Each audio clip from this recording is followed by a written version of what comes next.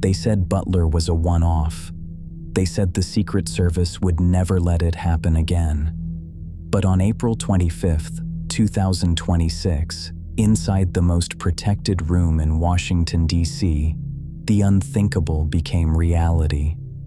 42 seconds of absolute chaos. A NASA-trained genius with a tactical shotgun, and a nation that almost watched its future disappear in a cloud of smoke. This wasn't just a failure of security. It was an invitation to a nightmare. The illusion of safety. April 25th, 2026. The Washington Hilton. It's a building with a dark history, famously known as the Hinckley Hilton after the 1981 attempt on Ronald Reagan. Tonight, it was supposed to be a fortress. Inside the International Ballroom, the elite of the political world gathered for the White House Correspondents' Dinner. Donald Trump, the man who had already survived a bullet in Butler, sat among a sea of black ties and evening gowns. The atmosphere was festive, and the security was, theoretically, impenetrable. The sound of chaos. The clinking of silverware and the hum of laughter vanished in a heartbeat. Two thunderous blasts from a shotgun ripped through the air, shattering the jazz music and the sense of peace. Panic didn't just set in, it exploded. High-ranking officials and journalists dived under tables polished for royalty.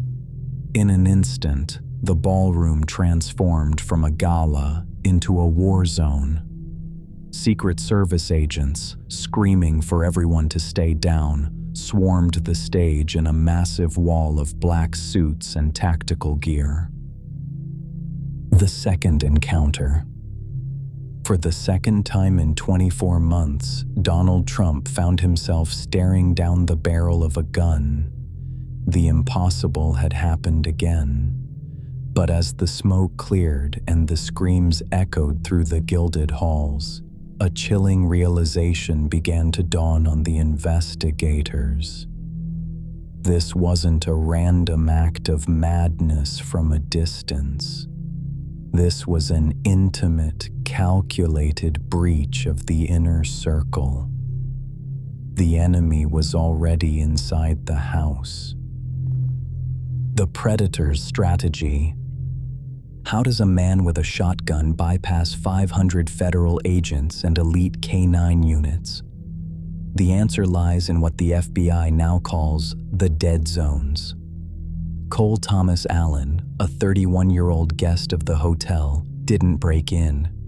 He checked in.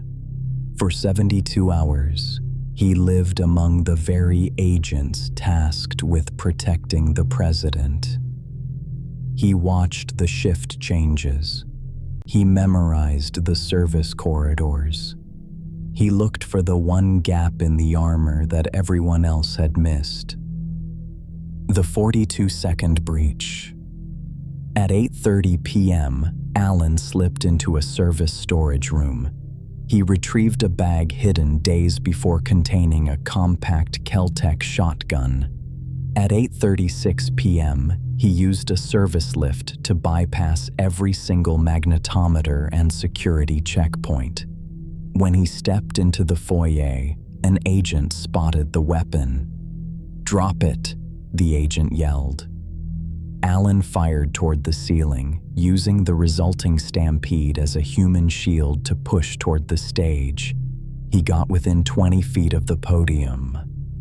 The entire engagement lasted 42 seconds. 42 seconds that nearly changed the world. The unlikely assassin. When the name Cole Thomas Allen was released, the world expected a radicalized extremist. Instead, they found a resume that belonged at NASA. Allen was a brilliant graduate of Caltech, one of the most prestigious technical universities on Earth. He was a master of mechanical engineering and computer science. In 2014, he was a star intern at the Jet Propulsion Laboratory. He wasn't a lone wolf whack job.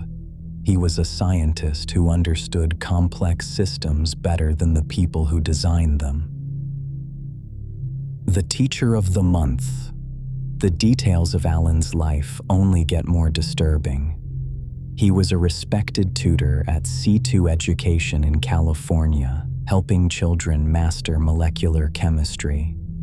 In late 2024, he was honored as Teacher of the Month. His neighbors knew him as a quiet, kind genius who spent his weekends inventing emergency braking systems for wheelchairs. This was a man of logic and creation. Why would someone who spent his life building systems for the vulnerable suddenly decide to destroy the most powerful man in the country? The Ghost of 1968. America is currently trapped in a cycle of political violence that mirrors the dark days of the 1960s. In 1968, the nation lost Martin Luther King Jr. and Robert F. Kennedy in a matter of months. Today, the air feels just as heavy. The rhetoric has reached a point where political opponents are no longer just rivals. They are seen as existential threats.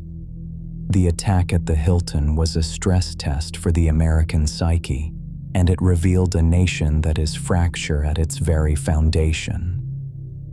The fortress mentality. As Cole Thomas Allen sits in a federal cell, his digital footprint remains eerily clean. No manifestos, no radical posts, only encrypted files that even the government's best hackers cannot penetrate. The unanswered questions. The 2026 campaign will never be the same. The breach at the Hilton has fundamentally altered how we view security, public service, and each other. As the investigation continues, we are left to wonder if Allen was truly alone, or if his intellect allowed him to hide a much larger conspiracy in plain sight.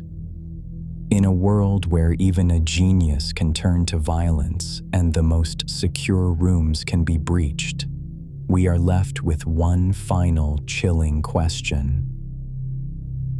Is anyone truly safe anymore?